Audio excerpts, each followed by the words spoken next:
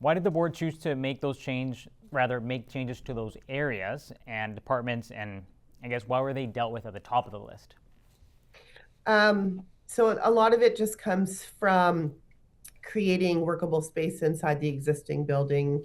There's not a lot of renovating we can do because of the structure of the building. It's all concrete block, and so we can't maneuver things inside. So looking for options and what are the easiest units to move out. The reporting center is obviously an easy one to move, and it's going to be a lot more accommodating for anybody who needs to use it by being on an offsite location. Along with that, our having a garage to work on vehicles, that's not moving something. We don't have that existing. So that was a big plus, and having that storage area. The location that we're negotiating for downtown, it just seemed like a natural fit to have the MHEART team, the IMPACT team, victim services down there, which would be much more accommodating for anybody needing to use those services instead of coming into a police station, which could be triggering for somebody who's a victim. So having that offsite as well as Crime Stoppers. So both those particular organizations have a very small area within the police building right now. They'll have a much larger building.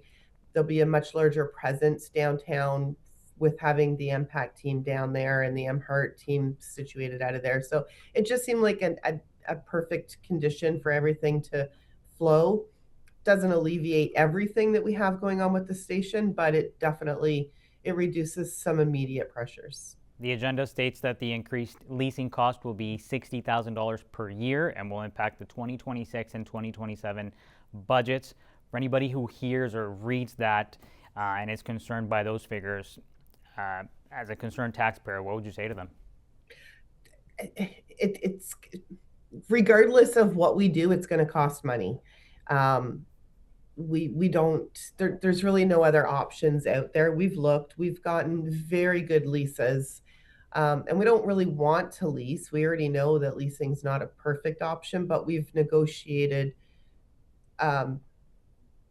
I don't even know what the word is, but we've negotiated reasonable leases, so we're not going to be looking at huge increases year over year.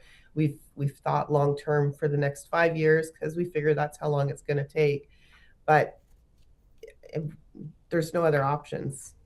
So as a taxpayer, I don't want to pay any more taxes either, but at the same time, I want the services. So you can't get your full services and your road reconstructions and your sewer reconstructions. You can't get everything for the same taxes that you paid 10 years ago because costs have increased on everything. So what needs to happen is we need to grow the tax base in the city of Sarnia to alleviate some of that. Fair enough. If negotiations are successful and the changes are put in place, will there be a report of some type of measurement down the road to analyze whether the changes are in fact working? I don't know how we would measure that other than the fact that there's space for everybody to do their job comfortably, less complaints. I mean, I'm sure we'll hear citizens comment on the reporting center.